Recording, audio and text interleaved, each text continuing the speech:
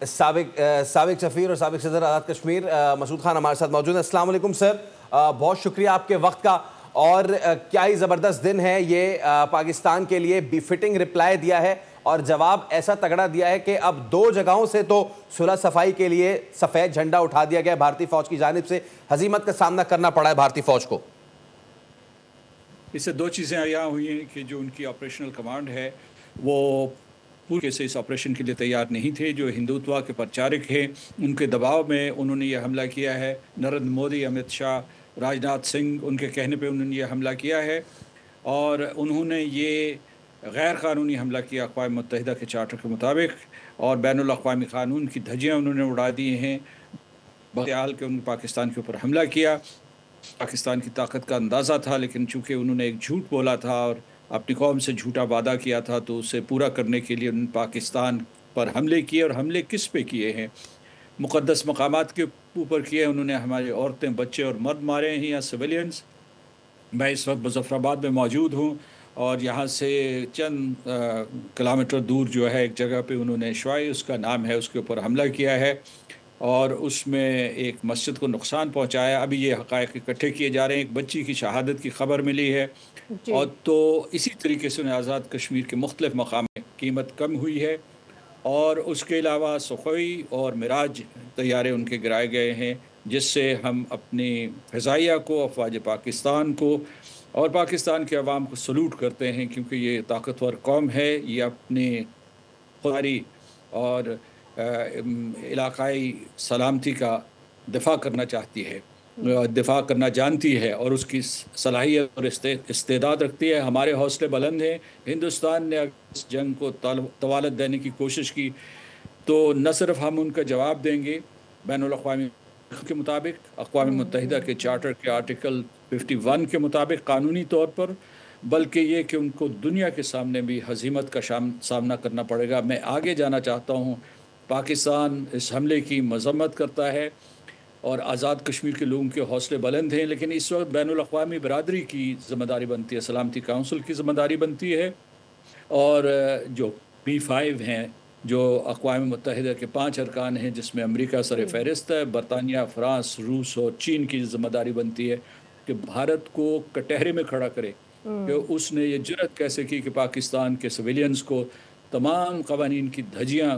اڑاتے ہوئے حملہ کیا ہے، حملے کا نشانہ بنایا ہے۔ مسعود صاحب، اس کے ساتھ ساتھ میں اس میں یہ بھی ایڈ کرنا چاہتی ہوں کہ بھارت کے پاس جتنا بھی منیشن ہے، جتنا بھی ویپن ہے، and them being a nuclear power, یہ کتنا زیادہ خطرناک ہے ایسے جذباتی ملک کے لیے، یہ سارے وار ہیڈز اپنے پاس رکھنا، جس نے یہ ایک دفعہ بھی نہیں سوچا کہ اس وقت پاکستان کی فضا میں کتنی ایئر لائنز تھی جو کہ پرواز کر رہی تھی، 57 airlines, that means thousands and thousands of life جن کو انہوں نے خطرے میں ڈالا بغیر کسی نوٹیفیکیشن کے۔ پھر جب اٹیک کیا پاکستان پر تو سویلینز کو اٹیک کیا، مساجد کو اٹیک کیا، یعنی یہ کتنا خطرناک ملک ہے۔ تو پاکستان کو یہ مدعا بھی اٹھانا چاہیے کہ ایسے ملک کے پاس کیا نیوکلیئر پاور ہونی چاہیے؟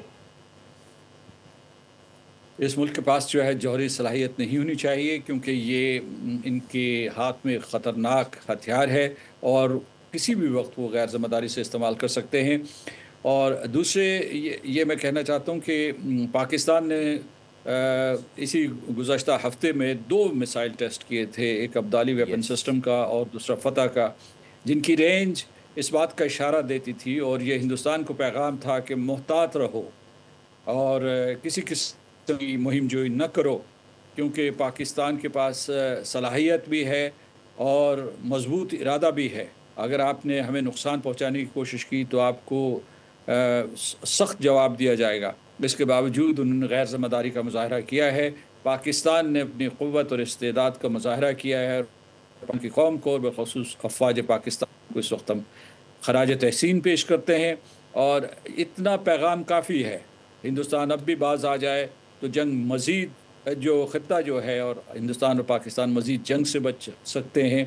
لیکن اگر انہوں نے اس جنگ کو طوالت دی تو ان کے لیے خطرات 4 گنا ہو جائیں گے، اور یہ تباہی اور تابکاری جو اس جنگ سے ہوگی وہ صرف جنوبی ایشیا تک محدود نہیں رہے گی، وہ پورے عالمی نظام کو لپیٹ میں لے لے گی۔ مسعود صاحب، ڈی جی ISPR نے ایک بہت ہی تشویشناک بات بھی شیئر کی ہے پوری دنیا سے، اور وہ یہ کہ نوسیری ڈیم کا جو ہائیڈرو پاور اسٹرکچر ہے اس کو بھی بھارت نے ٹارگٹ کیا، اس کو بھی نقصان پہنچایا. دس از یہ پوری طریقے سے اعلان جنگ ہے، اور اس میں اب پاکستان کو آگے مزید کیا کرنا چاہیے. بیکاز میں رات کی بھی پریس کانفرنس پہ موجود تھا DGISPR کی، اور ابھی بھی میں نے سنی ہے دونوں پریس کانفرنس میں ایک بہت کی ورڈ انہوں نے یوز کیا. انہوں نے یہ نہیں کہا کہ پاکستان نے کارروائی کر لی ہے، انہوں نے یہ کہا کہ پاکستان کارروائی کرے گا، which means this is going to continue until all the 26 martyrs are avenged اور until this hydropower thing اس کو بھی پوری طریقے سے اس کا بدلہ نہ لیا جائے. تو also یہ یہاں پر ایک اور چیز فیصل مسعود ایڈ کر دوں میں کہ 1949 کی جنیوا کنونشن کی بھی یہ خلاف ورزی ہے، یہ ہیومینیٹیرین لا کی خلاف ورزی ہے، اور اس کو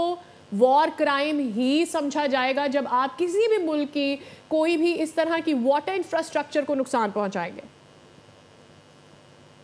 انہوں نے سویلینز کو نشانہ بنایا ہے، یہ بھی جنگی جرائم کی فہرست میں ہے، اور آپ نے درست کہا کہ یہ 4th جنیوا کنونشن اور اس کے علاوہ جتنے بھی وار لاز ہیں ان کی انکلوڈنگ انٹرنیشنل ہیومینیٹیرین لا، ان کی صریحاً خلاف ورزی ہے. دوسرے انہوں نے اس وقت 2 قسم کی جارحیت کی ہے، ایک معاشی جارحیت جو آبی جارحیت سے ہوئی تھی انڈس واٹر ٹریٹی کو جیسے انہوں نے یک طرفہ طور پر معطل کیا تھا، اور اس کے بعد جو ہے پانیوں کو وہاں روکنے کی کوشش کی جا رہی ہے بغلیات میں اور کشن گنگا میں. اور دوسرا جو ہے انہوں نے جیسا کہ آپ نے کہا کہ انہوں نے ڈیم کو ایک نشانہ بنایا، اور یہ ہے کہ انہوں نے جو ہے مختلف قسم کی جو ہے پاکستان کے ساتھ تجارتی تعلقات جو ہیں یا دوسرے تعلقات ہیں